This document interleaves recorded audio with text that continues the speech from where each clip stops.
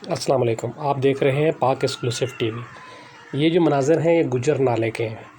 गुज़िश्ता कई सालों से आबाद यहाँ लोगों को ज़बरदस्ती बेदखल किया जा रहा है।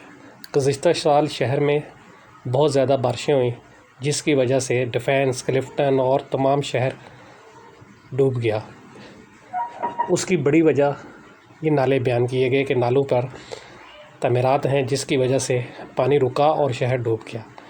देखने में ये आया कि वफाकी हुकूमत ने सिंध हुकूमत के साथ मिलकर काम शुरू किया और गुजर नाले और दूसरे शहर के नालों पर तमीरात को ख़त्म करने का सिलसिला शुरू किया।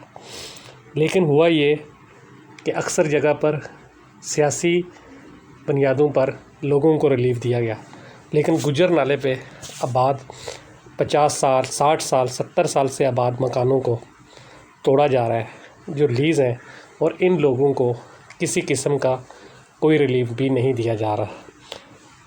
NDM में मकानात को तोड़ रहा है और हुकूमत इसके हवाले से कोई काम नहीं कर रही।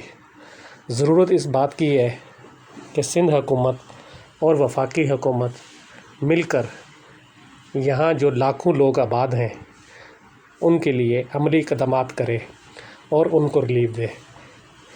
देखने में ये भी आया है कि कई लोगों ने अपने मकानात को टूटते हुए देखकर ख़ुदकुशी की और बहुत से हस्पतालों में दाखिल हुए।